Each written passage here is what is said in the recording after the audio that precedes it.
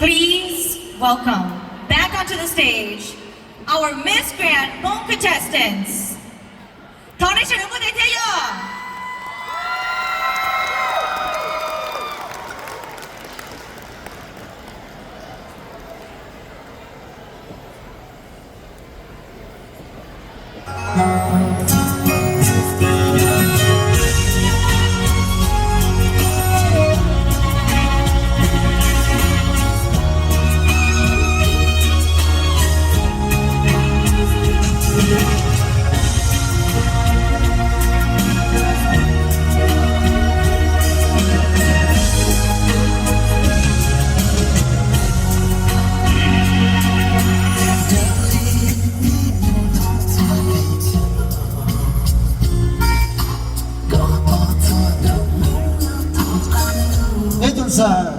大妈呢？我没有想到，我没忘记，我啥时候？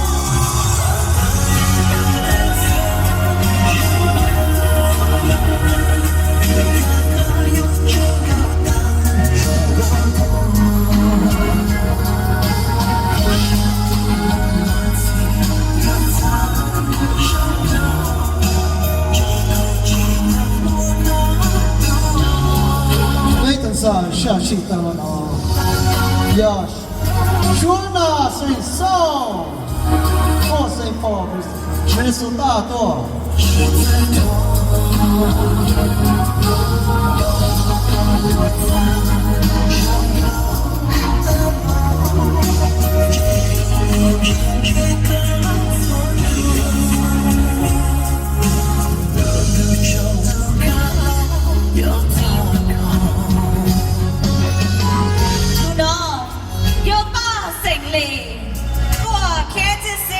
Kansas Storm.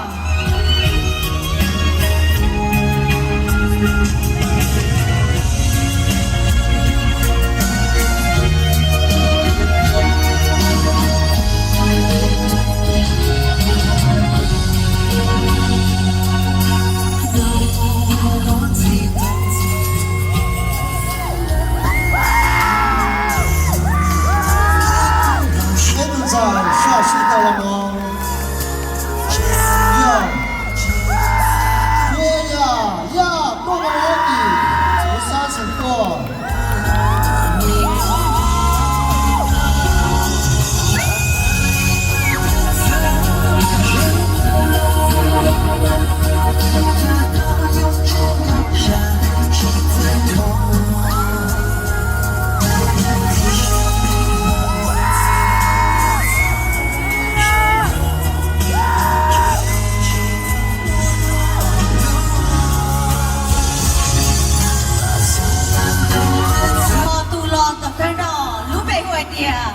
说声谁吧，我们walk in Wisconsin 多天。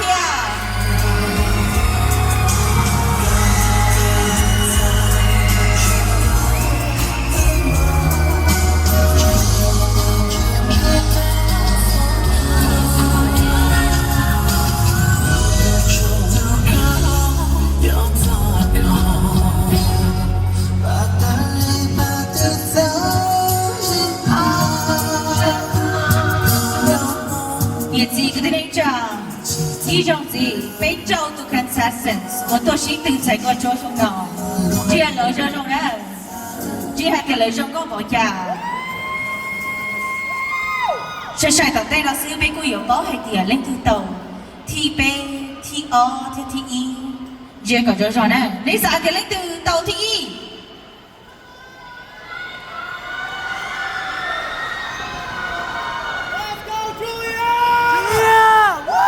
OK， 於是係呢，俾個 pageant 嘅估摸落去 pageant award， là cũng mua chỉ họ categories và cũng có Miss Congeniality và cũng có tụ xế rộng chấp lỡ và cho tàu cái phong hình rộng trang đó là trâu tụ chạy chỉ ta lên tàu họ thì đó kia là cũng mua họ Miss Popularity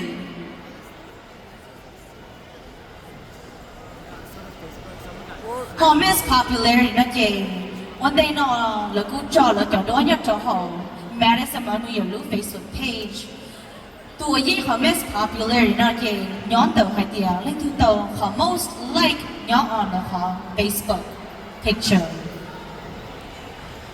họ chỉ ta lên tàu thì bé không biết họ category đó kì họ Miss Photogenic tuổi bé xã hay tiệt trong con chắc là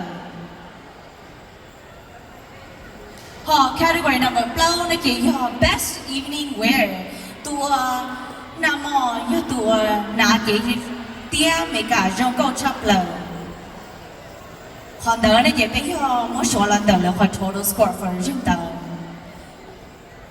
họ biết họ last category nó chỉ họ tuần chạy của tao họ best national costume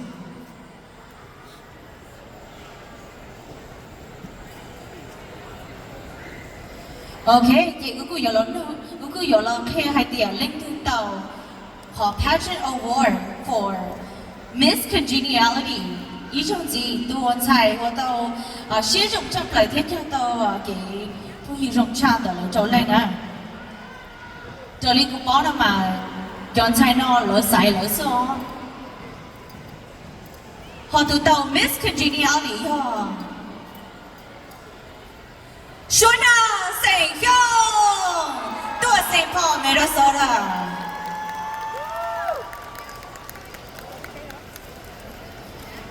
Thọ bé bố tay lần đó đâu Xuân à, ý rồi gì? Xuân à, không tụ cho tao kể không dùng rộng chấp lời nè.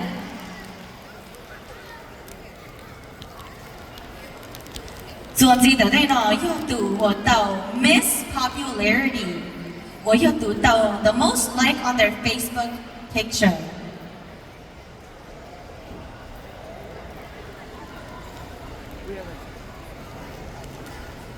Okay, Kevin, chỉ sao hai nó chị cũng mà đi hai.读到 Miss Popularity. Yo. 说中谁吧，多么王比 Wisconsin 多。读到 the most likes on Facebook.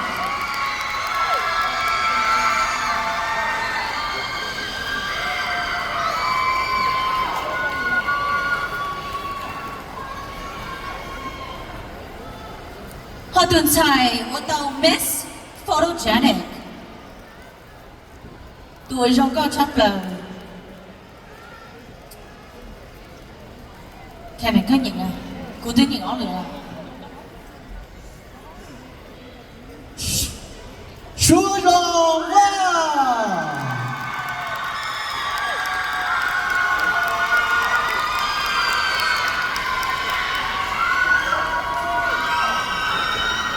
Thọ bé bố tay lần đó, ý rồi đâu Chúa rồng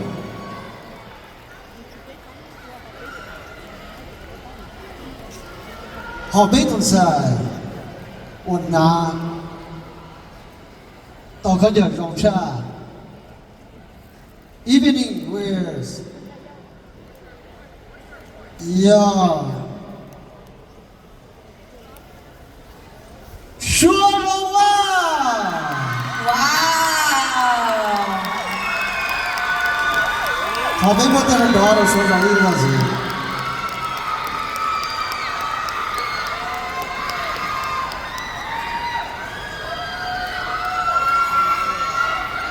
Okay, biết họ last category là gì rồi tuần chạy我chỉ tàu cái trồng chấp là我biết họ best national costume round and this award goes to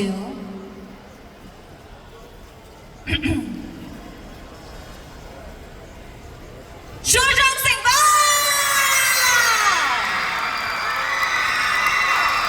wow wow wow một bánh sự cơ lên ơi rộng cơ thêm một bánh sự đã bị trì rồi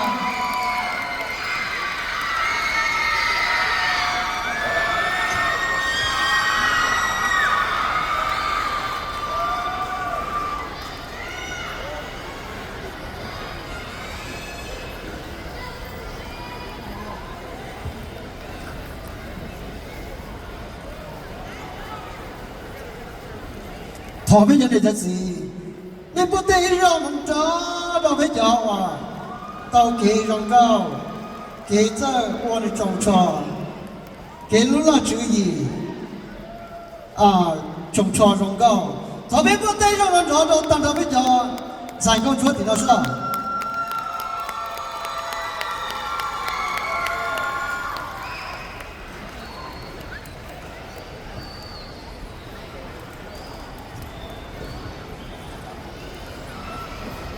OK， 記住我呢，美國有冇人選呢？落阿能才點領土應到人一人二天人背的這個是定在工作呢。那古天看頭戶那個你用 random order， 你知道係點？有啲戶那個知道在到點了應到ที่背了是ที่一啦。Again, random order, and this is our top 3. 頭俾戶呢，俾股殺個呢，都俾工作當地，俾佢幫佢哋呢個領土。ตัวที่一，我估有戶喏，冇路俾戶idea。Again, random order, you guys. Okay? Samantha, show!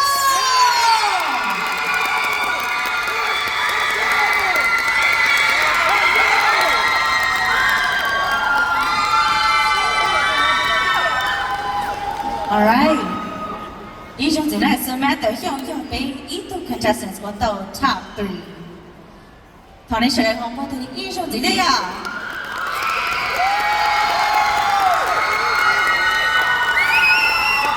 Như là biết tự giờ là rap tàu tụ thi o Julia Young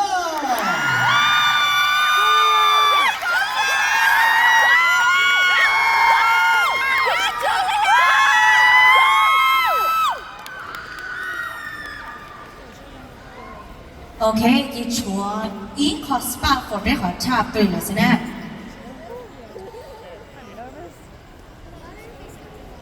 tu bu yo hu ta te no mo lu me hu idea shu jong sen ba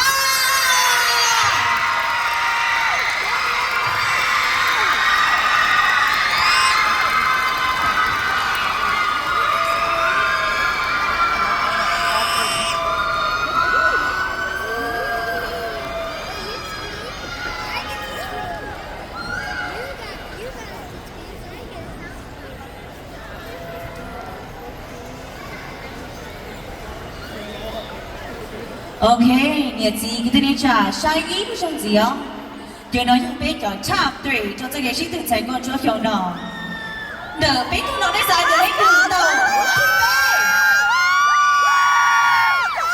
比人那个是啥，那到ที่比啊，结果的安弄多一选择，那比同才那的啥就来看到ที่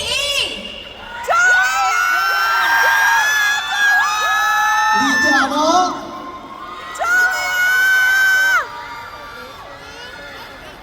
OK， 所以姑姑就吃了对哦。那个老圈更高了这OK， 到尾啦，即姑母選咯，披露 envelope 咯，讓你老公我能夠做考科。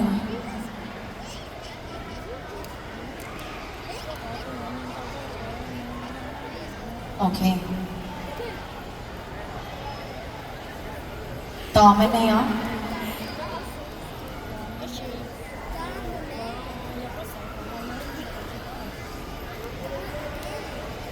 OK， 的被动才能读到人辈的这个是人才公主 Miss Grand Mom Second Princess of Panengochi goes to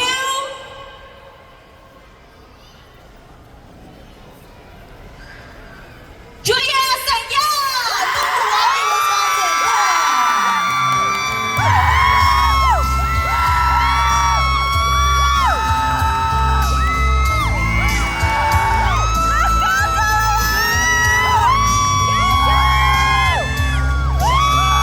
好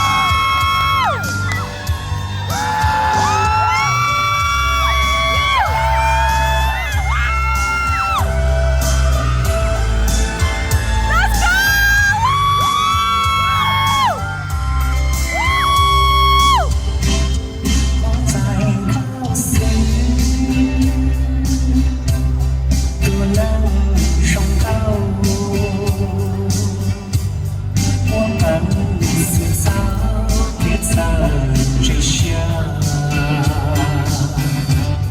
lưu trễ thiên dia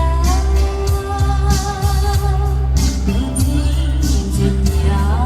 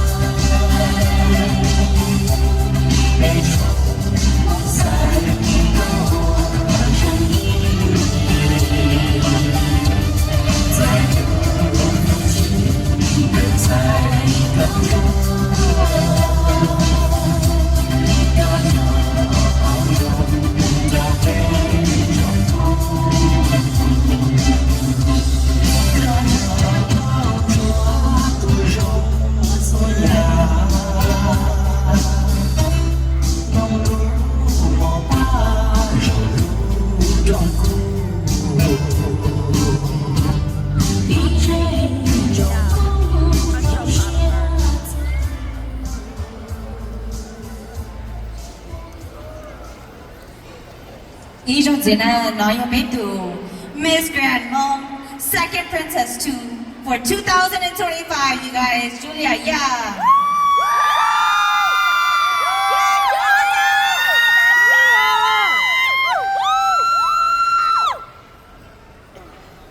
Okay, chạy tao cái tiền chỗ thu lại xem nào.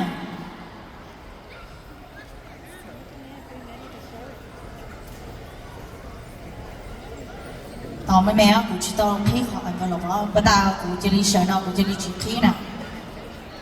Thằng gì á?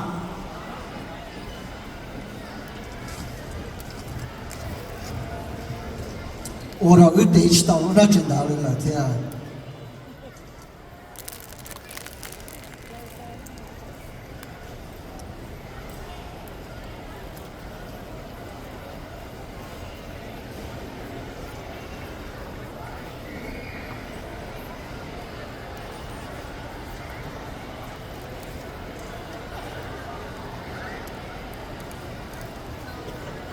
Okay, tao mấy mẹ nè, bé từ corner, họ giống ba tới cho ba muốn cho bé tuân chạy vào sợ tao hai nó. Giờ hay tiền cho nó nên họ chỉ yên là thọ cả lưỡi này lưỡi trong nên họ chẳng có tôi chỉ từng chạy con chưa.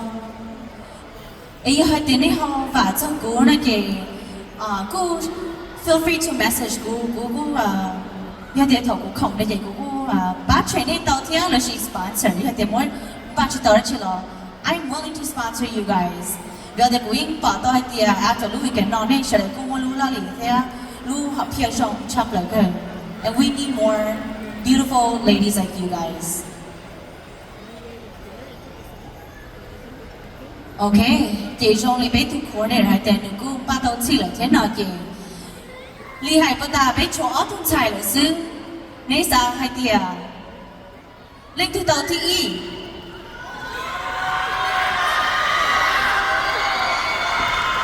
Ở thun nào mà trên tới rồi, nhiều biết quân ấy ngó. Okay, chị bé tuần chạy. Của tàu Miss Grand Mong 2025. Yeah.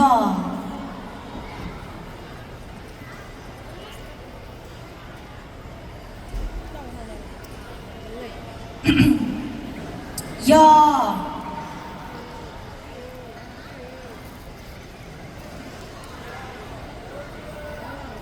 Miss Grand Mong 2025 goes to Short Jump Saint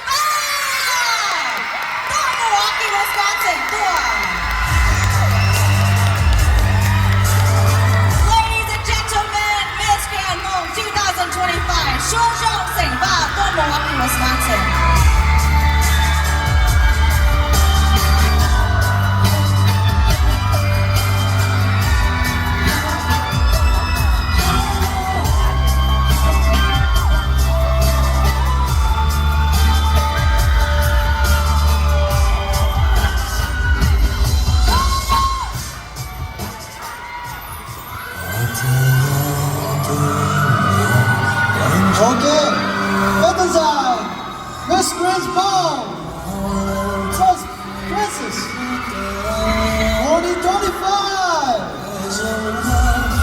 Samantha Shaw, Crush Castor, Wisconsin.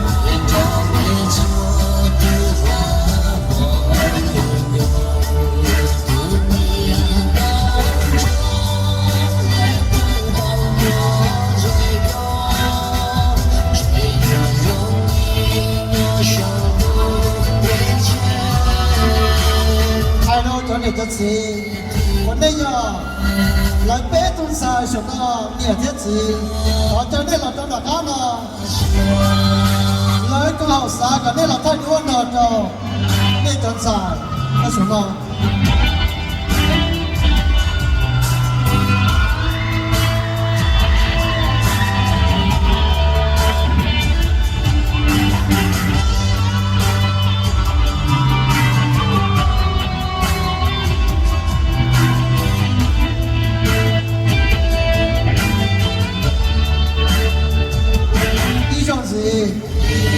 Lên thì lên địa lên gì không chơi đây là cái cá nào nhớ sao cả đây là thay đổi nó đâu cái con sao không chúa xin tự nhiên nó đâu